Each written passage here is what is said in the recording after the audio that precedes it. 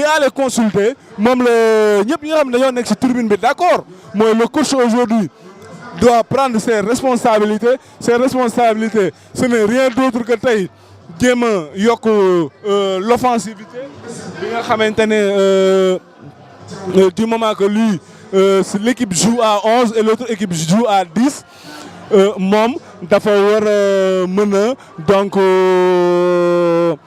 ça c'est l'avis du grand consultant Ale Thiam donc nee na dafa war a dindi ce sera du troisième milieu de terrain bi xaw ma quatrième milieu de terrain bi pour mën a dolli un tout petit peu ci attaque bi mais boo xoolee li mu wax aussi c'est normal parce que quand une équipe joue à 10 c'est que il joue en infériorité inférieure donc équipe bi nga xamante ne moom moo ëpp ay joueurs équipe bi nga xam ne moom amul benn carton moo war a mën a gën a jël ses responsabilités donc allez comme ni nga ko waxee ñu ngi entamé prolongation football bi donc ñu ngi nii di ko commencer on a joué 90 minutes 0-0 donc instant ñu ngi commencer waat mooy la prolongation de cette finale qui oppose Xeeru Fajar à ASC Ngaparou. ASC Xeeru Fajar moo centré mais je crois que entraîneur bi joxe na ay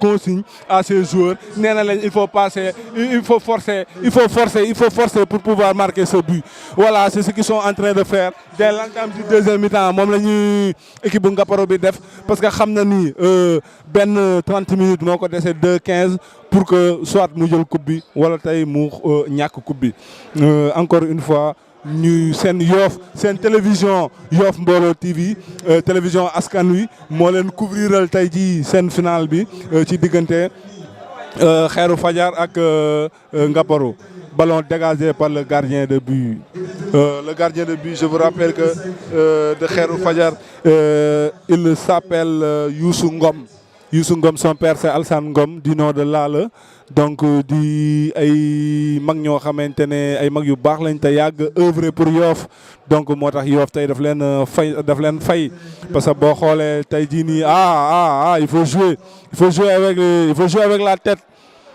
jouer avec la tête il essaie non la défense repris par la défense de Ngaparou ça joue ça continue. Donc il faut que aussi équipe Ngaparou bi di teel lâcher la balle donc di teel lâcher le ballon parce que loolu moom mooy li nga xamante ni moom mooy déranger un tout petit peu footballu Layène sinon bu football bi yéexee tuuti dafay permettre à cette équipe de Xeeru Fajar mu mën a replacer wu waat ba mën a defarwaat donc je crois que cette équipe de Ngaparou dafa war a gaaw ci remise u bal bi ça doit se jouer tac sinon suñuy garder bal bi dafay permettre cette équipe de Layène ñu mën a replacer wu donc on a joué aujourd'hui 5 minutes de jeu fii ci stade Alassane Djigo di leen toppal seen finale bi nga xam ne mooy opposé entre Xeeru Fajar ak Ngaparou mais bon comme ni ko DJ Laye di waxee toujours coupe bi dafay dugub ci Yoff donc Ngaparou mooy préparer beneen changement le numéro 8 il s'appelle Mbaxane Diop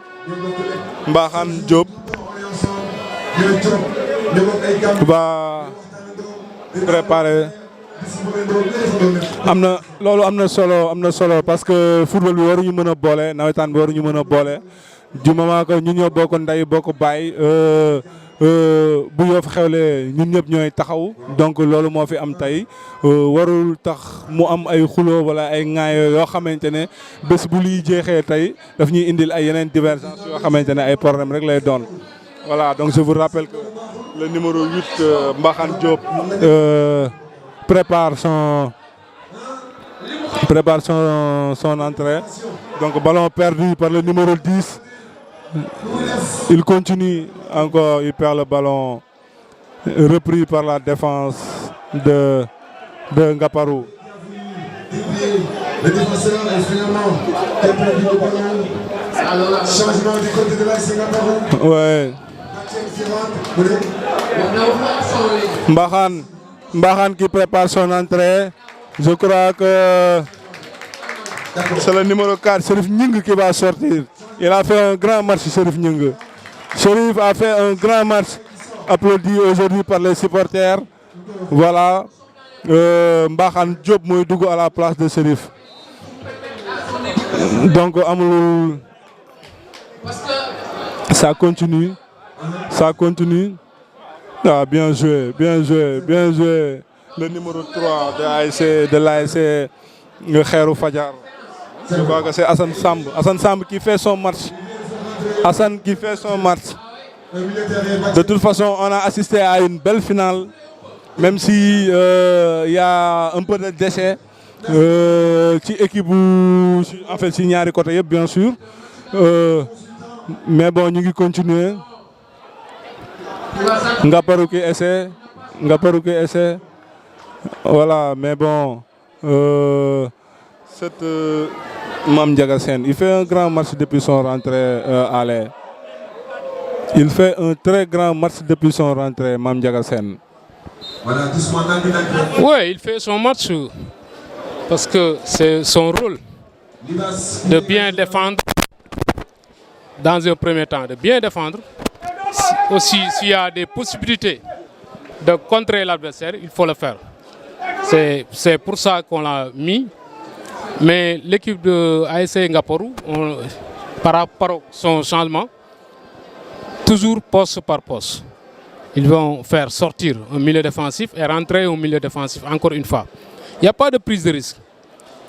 À mon avis, il doit y avoir une prise de risque du côté de ASC Ngaparou pour essayer de marquer le but.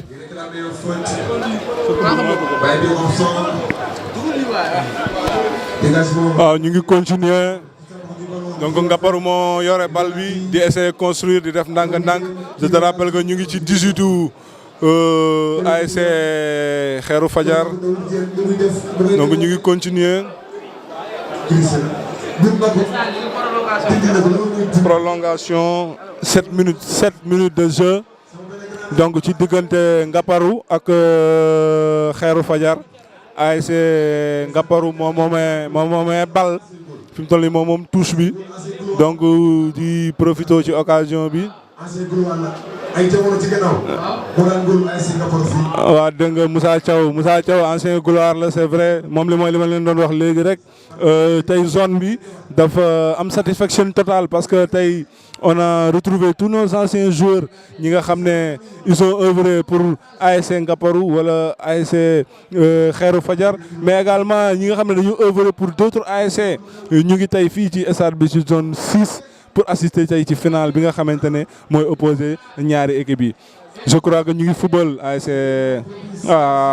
donc ASC Khairou Fadjar mi ngi football mi ngi essayé mi ngi defar mais aussi ASC Ngaparou ñu ngi football ASC Ngaparou ñu ngi football donc je crois que tey jii li aale di wax bés bu amoon aujourd'hui un peu plus de risque mooy par exemple génne milieu défensif pour un attaquant doon na tane aale. waaw dafa manquer présence devant quoi parce que oh grosse occasion grosse occasion aujourd'hui ratée par ASC Ngaparou. Le numéro 2 de ASC Ngaparou, il s'appelle Daoud. Daoud il fait un grand match même s'il a raté cette occasion. Non, il s'appelle Mohamed Gaye, le numéro 2. Le numéro 2 de cette équipe de Ngaparou, il s'appelle Mohamed Gaye. Moom laa doon wax léegi nii aale ma ne sur le plan individuel moom mi ngi def matsam donc mais dégg naa la bu baax aussi ci li nga wax ne sur le plan collectif sur la war a gën a mën a jël ay initiative donc football bi c'est vrai que individualité la am na si mais collectivité moom mooy li nga xamante ne mooy gagné moom la ale di essayer di wax boobu ba tey encore une fois aussi li ale di essayer di wax en tant que consultant nee na ASC Ngaparou jël ses responsabilités lu mel ni tey jii nii génnee milieu terrain dugal attaquant doon na gën donc voilà ça joue entre les deux équipes. Ça joue entre les deux équipes. L'équipe de Ngaparou qui provoque l'équipe de Khairou Fadiar. Mais c'est ça le football, c'est ça les nawetaan. Voilà, c'est ça le spectacle. Donc, je vous laisse encore une fois avec votre ami consultant Ale Thiam, qui est aussi un grand ami. Je vous rappelle qu'on est à la 9e minute de jeu. Il ne reste que 6 minutes de jeu pour la première période. Allez, qu'est-ce que encore une fois l'équipe de cette fois-ci l'équipe de Khairou Fadiar doit faire en termes de risque bien sûr pour pouvoir gagner cette équipe de Ngaparou, parce que c'est clair que cette équipe de Ngaparou domine, mais cette domination elle est stérile comme vous dites. Donc cette fois-ci, ce que je voudrais savoir, c'est que qu'est-ce que cette équipe de Khairou Fadiar doit faire pour marquer ce but, du moment qu'il y a beaucoup d'occasions ratées par cette équipe de l'ASC Ngaparou. xam nga football jeu de dame la quoi, comme ni ñu koy waxee quoi, les entraîneurs ñoom ñooy gagner les grands matchs. boo xoolee entraîneur u Khairou Fadiar bi moom ay changement yëpp day sukkandiku ci changement yi nga xam te ne moom la entraîneur Ngaparou bi def. déjà gis na ni waa ji dafa xaw a ragal, dafa réticent, def na ñaari changement yoo xam te c'est du poste pour poste. léegi changement bi nga xam te ne moom la mujjee def génne milieu défensif dugal un milieu défensif yaa ngi gis moom muy préparé pour andi benn attaquant. kon xam na ni y a des possibilités pour marquer but moo tax moom muy andiwaat beneen attaquant. léegi nag day essayer génne benn attaquant bi nga xam te ne dafa sonn muy Libas, je crois que defe naa moom moo war a génn parce que daf fay bàyyi Ali Baba, parce que c'est un pivot boo xam te ne mooy tey défense bi Ngaparou bi. léegi ki muy andi dafa am point de vitesse boo xam te ne point de vitesse bu garaaw la muy Papa Thiaw mi nga xam te ne moom moo waaj pour dugg nii. kon entraîneur u Khairou Fadiar bi moom mi ngi lire match bi di xool par rapport ak match bi li nga xam te ne moom la laaj mu ciy jéem a adopté wu. mais entraîneur Ngaparou bi encore une fois il a la crainte et la peur, parce que vraiment changement yi muy def poste par poste la jël benn initiative pour andi prise de risque bi nga xam te ni moom la ñuy xaar.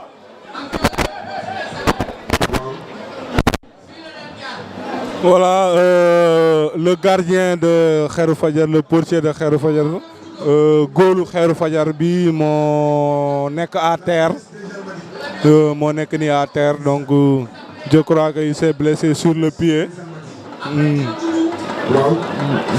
Il s'est blessé sur le pied. Donc,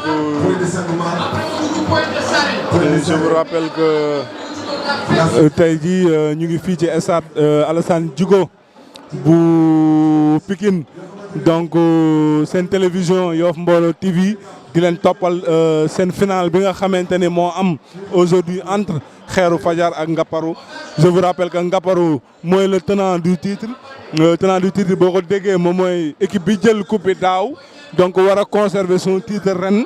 Je crois que ale li mu wax mooy loo si mënti dégg mooy Khairou Fadiar def na matcham parce qu'ils ont été expulsés dès la 22e minute de jeu, mais ba tey à vrai dire ñu ngi tenir équipe bu Ngaparou bi ba tey. Donc ñi nga xamante ne ñoo nekk ci kaw tribune bi yëpp li ñu d'accord dañu d'accord ak Ale en tant que consultant, parce que tout simplement voilà dafa war a jël les responsabilités qu'on attend de lui, mooy l'entraîneur, pour pouvoir aujourd'hui au moins dindi benn attaquant dindi plutôt benn milieu terrain teg ci benn attaquant. Donc c'est juste nos propos, c'est juste la consultation, mais du loo xamante ne tey jii dañ koy forcer l'entraîneur. Mais vu qu'aujourd'hui c'est un consultant de foot, c'est quelqu'un qui connaît le football sénégalais, donc particulièrement le football yoffois.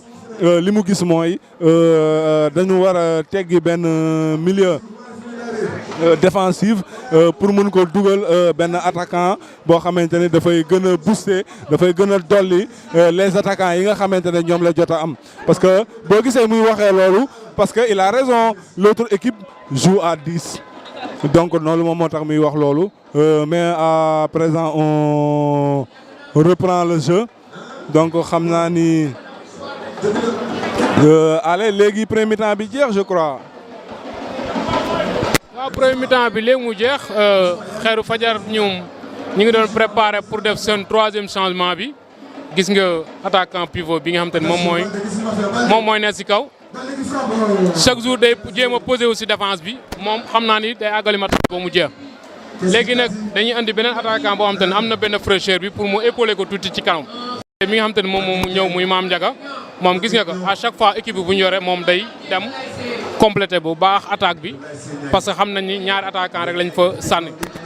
du côté de Ngaparou mooy li ñu doon wax sànq quoi parce que dañu gis ni actuellement contexte match bi moom moo war a dicter entraîneur bi par rapport ak ces changements mais fekkee ni changement yoo xam te ne c'est des postes par poste yoo xam te ne ni yow. li nga commencé woon moom nga maintenir jéemuloo adapté wu par rapport ak le contexte bi nga xam te ne moom la match bi di dérouler vraiment mi ngi jéem a yóbbu waa ji à l'usure xam naa peut-être dans sa tête dañu woon day yóbbu waa ji à l'usure mais waa ji lu match bi gën di dem muy gën di am les ressources mentales et physiques pour mën ko contenir te loolu il faut mu jéem a xoolaat beneen pexe pour bañ a mën a àgg moom tiro bi. parce que tiro bi moom bu ñu fa àggee lu na xañ na fa les jambes sont lourdes léegi foofu da ngay am gardien bu baax pour mën a espérer miracle am. effectivement les jambes sont lourdes comme ni ko Alé waxee mais le jeu continue ASC Ngaparou moo yore bal bi di construire di jéem a defar donc la défense de Xeeru Fajar pour le ballon et bul def loolu waay donc la défense de Xeeru Fajar soyez plus près la défense parce que aujourd'hui gis naa ay déchets yu bëri yoo xamante ne défense yi moom mu ngi koy def mais bon c'est le football dina ñëw donc première période prolongation bi jeex na donc ñu ngi jëm ci seconde période prolongation bi donc comme ni ko Alé waxee woon bi ma ko laajee daf ma ne voilà li mu gis mooy franchement gisagul but aujourd'hui ci partie bi donc juste pour dire que moom dafa mel ni tir au but la gën a gisee affaire bi mais de toute façon ñu ngi fii di entamer deuxième mi-temps bi nga xamante ne mooy deuxième mi-temps prolongation bi te je crois que bu ñu fubalee 15 minutes après amul but on est obligé dem tir au but mais pour tir au but dégg nga li Alé wax nee na les jambes sont lourdes donc na ASC aujourd'hui Ngaparou jël ses responsabilités pour bañ a yegg série donc ma leen di fàttali ne seen télévision Yoff Mbollo TV donc dirigé par Papa Ndiaye alias Sias donc moo leen toppal tey jii seen final bi nga xamante ne moo am fii ci Alassane Djigo bu waa zone 6 di amal ci diggante tey ASC Ngaparou le tenant du titre ak ASC Xeeru Fajar. Je vous rappelle que Ablaye Diouf Sarr a offert 400 000 francs à toutes les ASC mais également 500 000 à la zone 7 500 000 à la Renaissance de Yoff.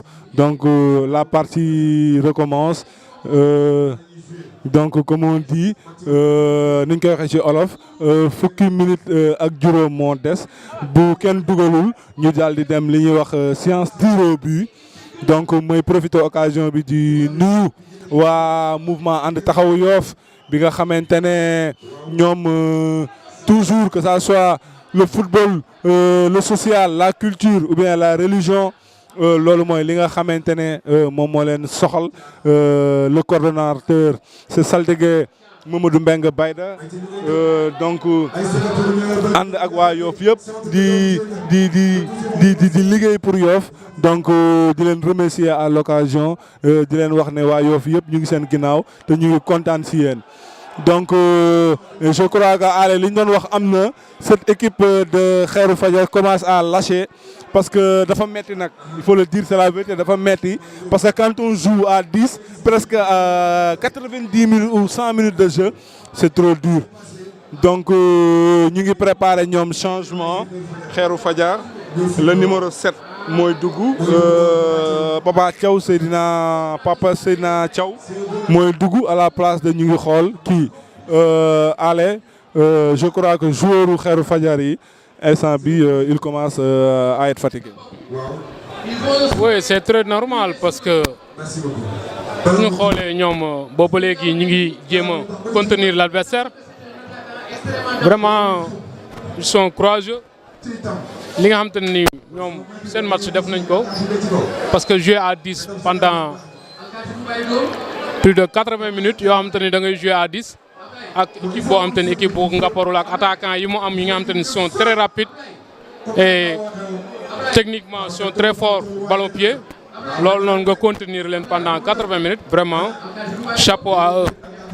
léegi nag du côté de Ngaparou ñoom ñoo war a fi mu toll nii def leur match parce que man jàpp naa ni defaguñu match bi nga xamante ne ni moom la ñuy xaar par rapport ak leur statut aussi parce que match final bi tey bii nii Ngaparou moom mooy favori kon favori boobu noonu su fekkee ni bal bi dafa daw même à 11 contre 11 loolu dafa war a mën a feeñ waxuma laa ne bi nga xamante ni adversaire bi nga xamante ni moom mu ngay jouer tey ji dafa nekk en infériorité numérique pendant 80 minutes. Comme ni mu ko waxee on va assister à un changement donc le numéro 13 du nom de Seydina Issa Mbeng mooy génn et va céder sa place à Papa Thiaw. Dégg ngeen à Papa Thiaw li ñu wax ci moom c'est un grand joueur boo xamante ni dafa mën a football dafa miin nawetaan donc mooy def son rentrée noonu donc jël place su Seydina Issa Mbeng donc ça continue faute pour l'équipe de Khairou Fadiar donc ñu ngi nii fii Alassane Djigo di leen toppal seen final bi am fii zone 6 ci diggante Khairou Fadiar ak Ngaparou. C'est l'équipe de Khairou Fadiar qui va dégager, récupérée par cette équipe de Ngaparou. Ngaparou mi ngi football, il se cherche. Ouais, l'équipe de Ngaparou se cherche.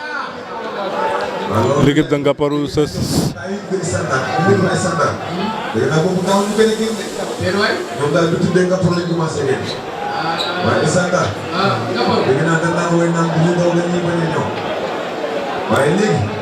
faute encore une fois commise par la défense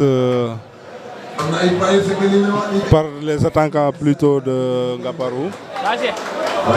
Donc comme ni leen ko waxee tey ñu ngi fii stade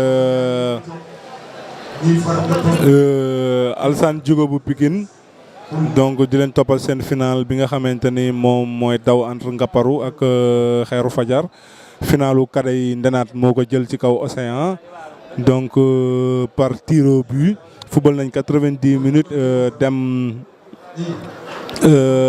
tir au but bi ñu demee tir au but si la ASC Ngaparou si la ASC Ndenaat gagné pour cadet yi mais ASC attention une grande occasion attention encore une fois le ballon sorti par le gardien. Quelle parade du gardien, le gardien s'appelle Ousmane Ngom, Youssou Ngom plutôt, il s'appelle Youssou, il fait partie des grands gardiens de la zone. Youssou Ngom, Youssou qui fait son match. Allez, corner centré encore une fois, corner centré par l'équipe de Ngaparou.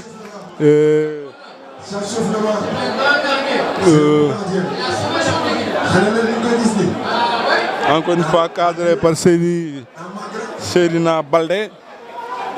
mais beneen corner la boo xamante ne toujours Ngaparou moo ko moom centre Xeeru Fajar génnee nañ bal bi dégagé nañ ko la défense de Xeeru Fajar.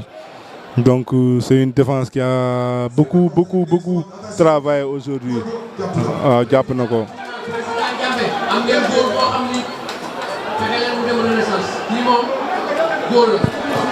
ma jox seen consultant. waaw xam nga boo gisee action tout à l'heure bi occasion bi am tout à l'heure mooy manque de présence bi nga xam te ne moom laay wax. mooy manque de présence bi nga xam te ne moom laay wax ba léegi parce que attaquant bi li tax mu chercher croiser bal bi mooy gisul kenn à la réception koo xam te ne war na la mën a jox bal bi pour nga dugal ko. parce que suñu attaqué sax duñu créer surnombre bi nga xam te ne moom moo war pour mën a dugal bii bi kon vraiment loolu c'est à rectifier su fekkee ni ASC Ngaparou bañ naa àgg tiro bi ak ASC Xeeru Fajar. mais Alé ni ma gisee match bi dafa mel ni ci tiro bi la jëm parce que du moment que chaque instant mu mel ni équipe bu Xeeru Fajar bi tiro bi moo leen arrangé parce que à chaque fois damay gis seen joueurs yi daanu wala seen góol bi tëdd à terre. waaw parce que lii waral loolu mooy Xeeru Fajar bi muy mujjee éliminé Ngaparou en quart de finale tiro bii la ko éliminé match boobu c'était 2 éditions la woon bu njëkk bi ñu ngi ko defoon à Iba Mar deuxième bi ñu def ko à Ngor Xeeru Fajar éliminé Ngaparou ci tiro bi te en plus ils ont un très bon gardien gis nga ko avec une grande taille macha allah tiro bi xam nañ ne bu ñu demee foofu am nañ ay chance pour mën a remporter li nga xamante ni moom mooy trophée bi kon loolu moo tax fi mu toll nii ma gis ni aussi simil c'est très normal parce que koo xamante ne ni da ngay jouer à 10 pendant 80 minutes adversaire bi ngay jouer moom mënul profiter aussi situation boobu noonu xam nga gérer ko ba heure bi gis naa ni loolu c'est très normal ñu jouer ab stratégie boobu noonu. mais Alé dafa mel ni ñaari équipe yi ñoo bokkoon poule. waaw ñoo bokkoon poule maa ngi koy wax si njëlbeen bi ñuy ubbi ñoom ñaar ñoo bokkoon poule seen match bi ñu dajee ñoom ñaar dañ defoon match nul 1 but partout mu doonoon match boo xam te ne match bu metti woon la bu bari woon tension ñoom ñaar à chaque fois bu ñu dajee rek nii lay demee du doon match boo xam te ne day yomb quoi parce que dañu jege ñoo dañu xamante te dañu bokk li nga xam te ni moom la ñuy football dañoo am ay attaquants yoo xam te ne yu xarañ lañ yu efficace lañ. dégg ngeen comme ni ko sunu consultant waxee effectivement ñoom ñaar ñoo bokkoon poule nul ci score 1 partout donc moo tax aussi du yomb ces deux équipes se connaissent parce que comme ni ma ko waxee loolu ñoo bokkoon poule football match de poule nul 1-1 moo tax je crois que ñaari partie yëpp. ñaari banc yëpp di méfier wu donc ci biir match bi parce que feeñ na y a eu énormément de manque de responsabilité il faut le dire aussi ci diggante ñaari techniciens yi mais bon lépp luñ ci mënti wax mooy c'est des grands techniciens c'est des très grands techniciens je vous rappelle que le gardien Pape Youssou Ngom jël na carton jaune léegi arbitre bi moo ko jox nee na dafay ray temps bi je vous rappelle que ñu ngi ci 7e minute de jeu ci deuxième période bi toujours 0-0 le gardien moo tëddoon noonu mais jóg na donc mais arbitre bi jox na ko carton parce que tout simplement nee na dafay ray temps bi. Donc le match continue donc dégg nga comme ni ko le micro central di waxee c'est un match dans le match parce que tout simplement daje woon nañ ñoom ñaar ci match de poule mu nekk 1-1.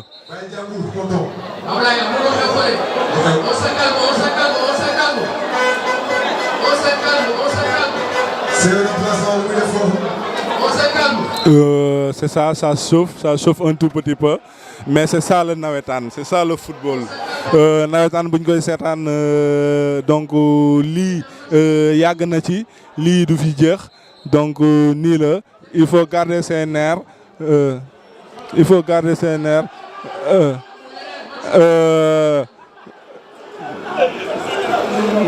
arbitre bi mu ngi leen di xool donc képp ku ci def loo warul def arbitre dina la jox carton te dina la pénaliser donc le numéro 13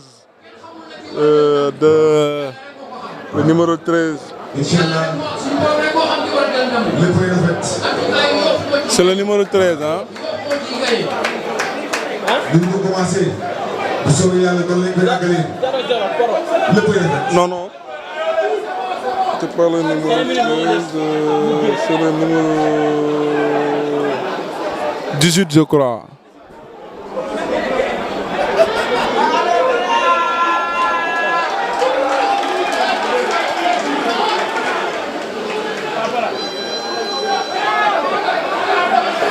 Ça chauffe entre les deux équipes.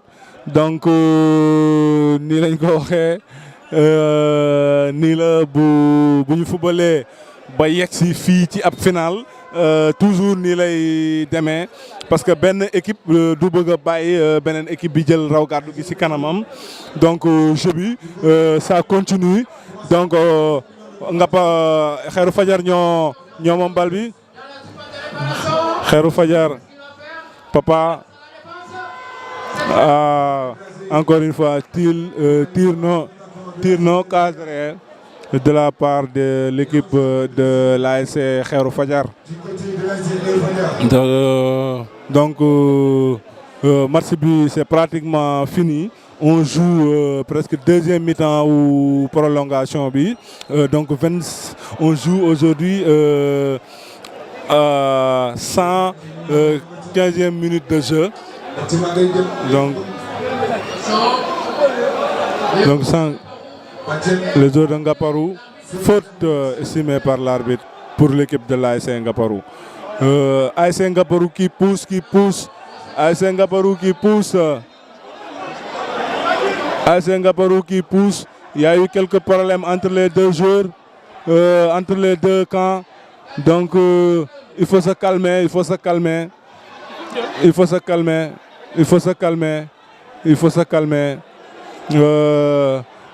Je crois qu'aujourd'hui, Allez, qu'est-ce qu'il faut faire pour éviter ces détails? Boo xoolee fi ñu toll nii ascendance psychologique bi moo toxu parce que mooy li ma la doon rek pour des raisons mystiques dañ leen di gëmloo ni leen il faut ñu rouge kenn pour ñu mën a marquer un but. loolu mooy waral ngay gis yenn remplaçants yi di sommer le terreur wala le bordel pour ñu baal ma ci kàddu gi pour ñu mën leen a rouge mais loolu gañewul match li koy gagné c'est sur le terrain avec des arguments et des armes solides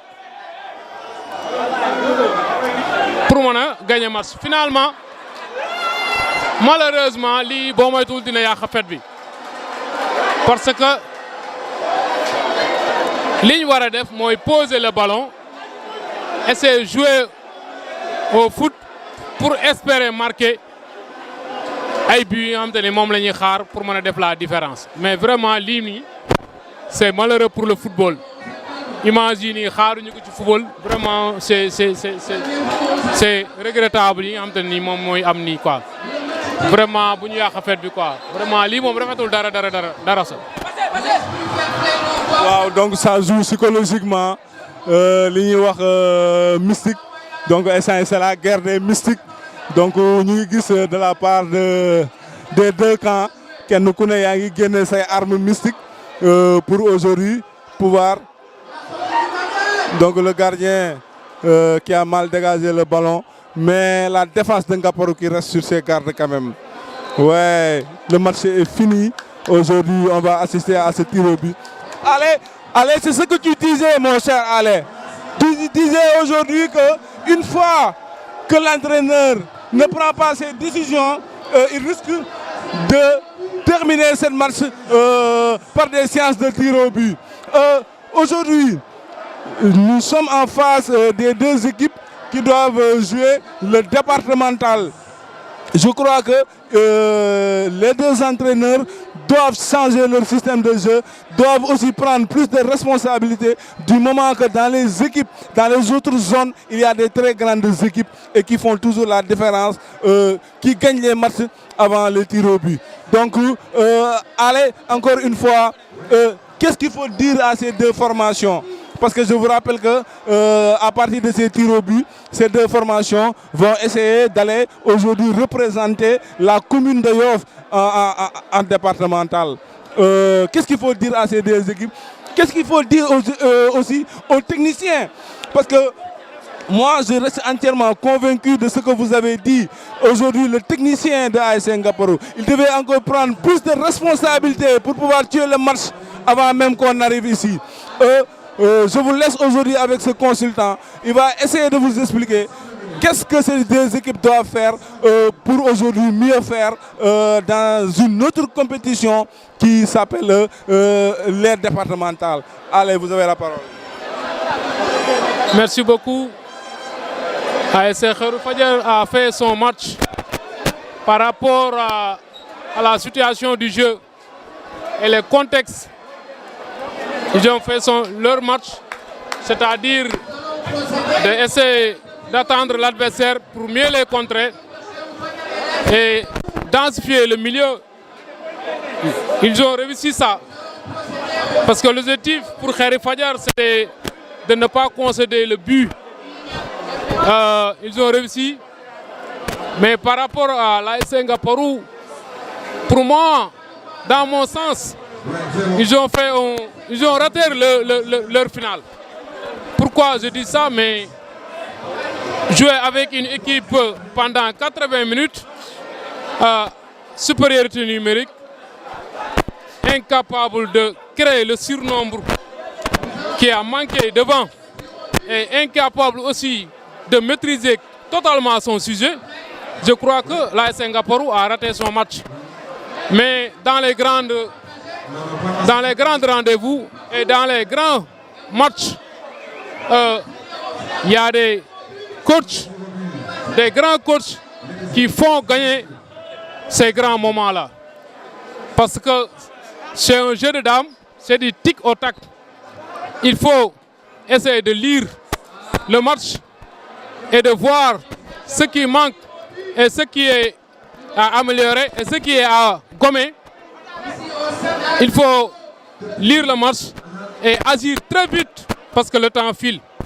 À un moment donné, AS Ngaparou doit prendre le risque qu'il faut, c'est-à-dire au lieu d'enlever son attaquant et faire rentrer un autre attaquant, faire poste pour poste, il devait faire éliminer un milieu défensif et faire rentrer un attaquant pour essayer de créer le surnombre qui manquait devant, essayer de passer sur le côté, amener des centres à la réception et pourquoi pas de marquer ce but-là.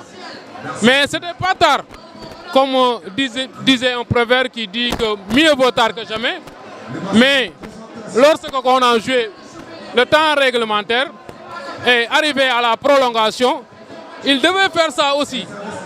C'était pas trop tard pour enlever un milieu défensif et rentrer un attaquant.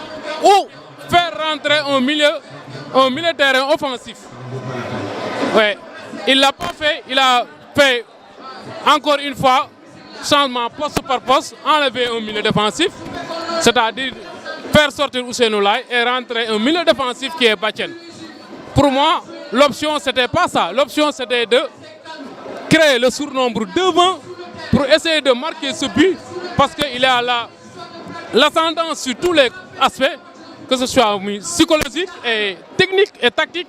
Il devait faire la différence avant d'accéder ici au tir au but.